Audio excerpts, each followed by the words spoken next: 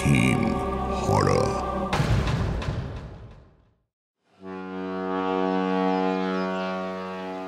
এই পাড়ায় আসা থেকে শিবু একটা কথাই শুনছে, গঙ্গার ধারের মিত্তির বাড়িটা নাকি ভালো নয়। ওই বাড়িটা যেন পক্স হওয়া কিশোর, সারা পাড়া তাকে সজ্ঞানে এড়িয়ে চলে।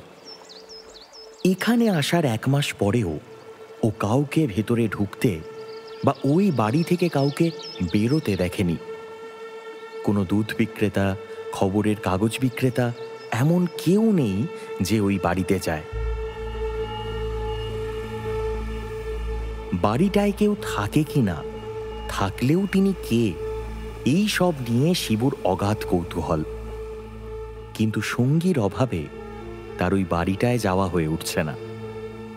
এখানে তার একমাত্র বন্ধু রন্টু।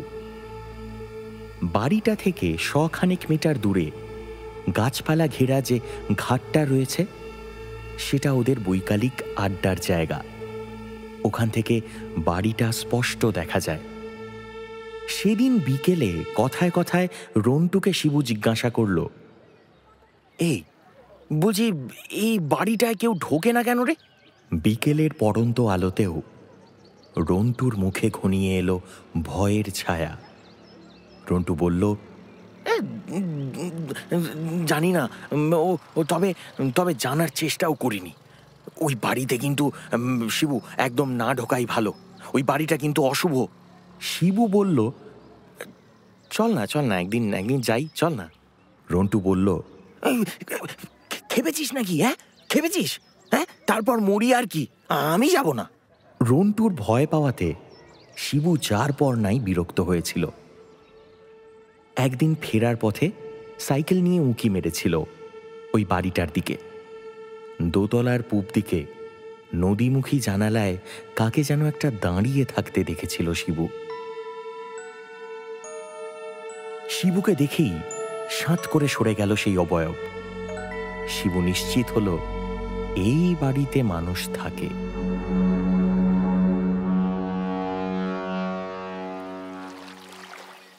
আজ রন্টু আসেনি। ওদের কোনো এক আত্মীয়ের বিয়ে, সেখানে সপরিবারে রন্টু গিয়েছে। গঙ্গার ধারে শিবু একাই বসে আছে। মেঘলা দিন, পরশু বিশ্বকর্মা পুজো। আকাশে তখন 2-1টা ঘুড়ি উড়ছে। হঠাৎ শিবু দেখল মিত্তির বাড়ির ছাদের অ্যান্টেনায় একটা ঘুড়ি লটকে পড়ে আছে। ঢাউস একটা ঘুড়ি।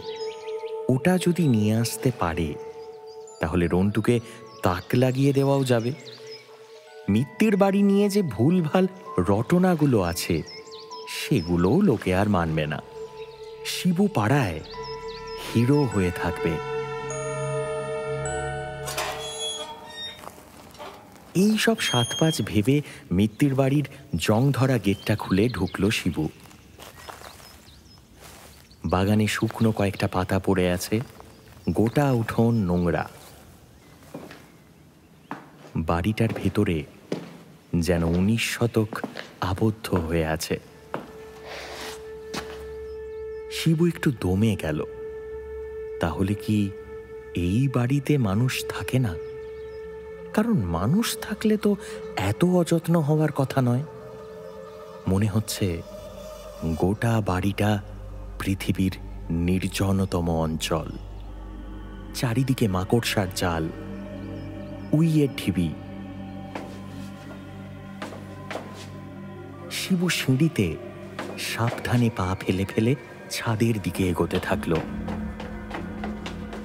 দোতলার বারান্দায় পা রেখেছে এমন সময় একটা খুনখুনে কণ্ঠস্বর ভেসে এলো। কে ওখানে? শিবু কৌতূহলবশত শব্দের উৎসের দিকে এগিয়ে গেল। ইনি কি দোতলার সেই আবছা অবয়ব? একটা খোলা দরজা থেকে যিনি বেরিয়ে এলেন তিনি একজন অশীতিপর বৃদ্ধা। হুইল চেয়ারে বসে রয়েছেন। অশক্ত হাতে হুইল চেয়ারের চাকা ঘষতে ঘষতে শিবুর দিকে এলেন তিনি। জিজ্ঞাসা করলেন, তুই কে রে? শিবু নরম গলায় বলল, আমার নাম শিবু। ও। খুনখুনে গলায় বৃদ্ধা বললেন, এখানেই থাকিস? এই এই কদিন হলো ভাড়া এসেছি। কোথায়? রেল লাইনের ওপারে, শ্যামগঞ্জে। তা ভালো, তা ভালো। তা এই বাড়িতে তো ভয়ের চোটে কেউ ঢোকে না। আমি এক ঘাটের মরা আছি। তুই এলি কেন বাপ?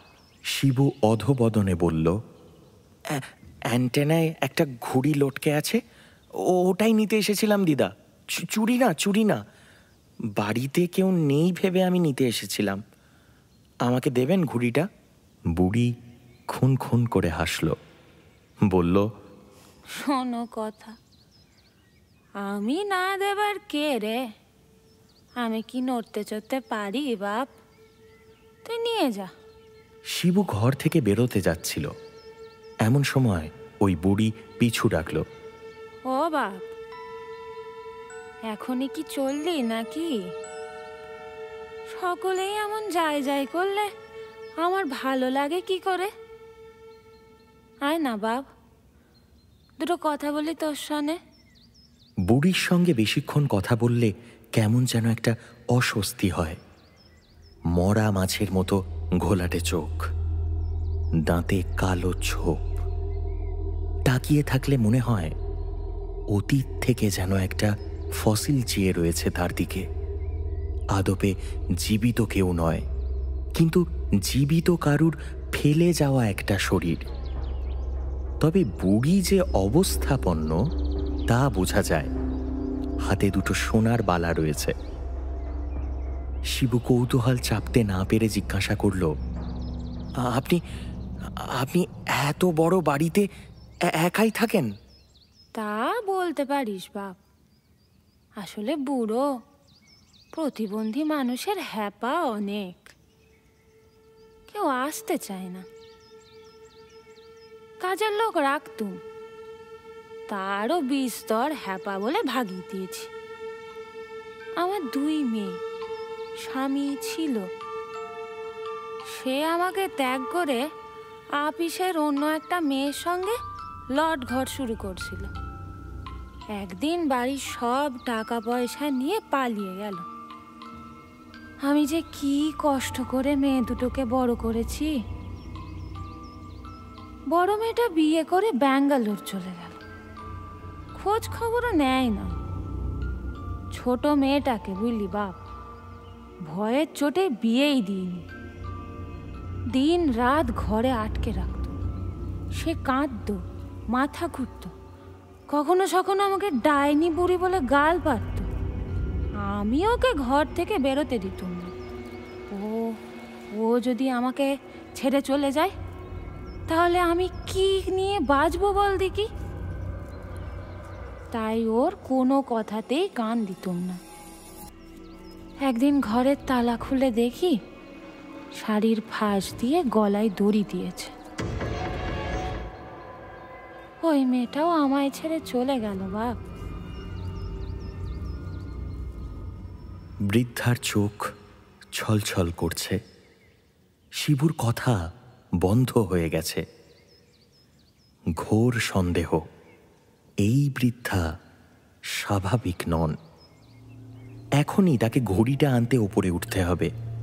আর মহিলা এখনো বলে চলেছেন, আমার অবস্থা ওই অ্যান্টেনায় লটকানো ঘুড়ির মতো বুঝলি বাপ। নড়তেও পারি না, হাঁটতেও পারি না, এমন ভাষা ফেসেছি। মরণ না হলে মুক্তি নেই, বন্ধু নেই, আত্মীয় নেই। বুড়ি চোখ মুছল, বলল, আমার একটা কাজ করে দিবি বাপ? শিবু বলল, বলুন। শিবু কাজ মিটিয়ে পালাতে পারলে বাঁচে। বুড়ি তখনই বলল, বেশি কিছু না, আয় আমার ঘরে। শেষ বিকেলে বারান্দা দিয়ে ঘড়ঘড় করে হুইল চেয়ার টেনে বুড়ি নিজের ঘরের দিকে গেল। দরজার সামনে দাঁড়িয়ে শিবুকে বলল, ঢোক বাপ। শিবু একটু ইতস্তত করে ঘরে ঢুকে যা দেখল, তাতে ওর হাড় হিম হয়ে গেল। হুইল চেয়ারে বসে আছে একটা আস্ত কঙ্কাল। সেটা যে এই বুড়ির তা বলে দিতে হয় না। গায়ে ধুলো পড়েছে, হাড় ক্ষয়ে এসেছে, কিন্তু হাতে তখনও দুটো সোনার বালা জল জল করছে। মাথাটা বোঁ করে ঘুরে গেল শিবুর। ও শুনতে পেল বুড়ির গলায়, জানলাই দেশলাই আছে বাপ, আমার কঙ্কালটাকে জ্বালিয়ে দে মানিক, আমায় পুড়িয়ে দে, মুক্তি দে। আমিও ওই ঘুড়ির মতো লটকে আছি, আমায় মুক্ত কর বাপ, আমায় মুক্ত কর। বাতাসে প্রতিধ্বনিত হচ্ছে ওই আকুতি। শিবু কোনো মতে শরীরের সমস্ত শক্তি একত্রিত করে বাগানের দিকে দৌড় লাগালো। লোহার গেটটা পেরিয়ে যখন ভাঙা ঘাটের কাছে এসে দম নিচ্ছে, তখন চোখ গেল মিত্তির বাড়ির জানালার দিকে। দোতলার পূবমুখী জানালায় দেখা যাচ্ছে বৃদ্ধার অস্পষ্ট মুখ।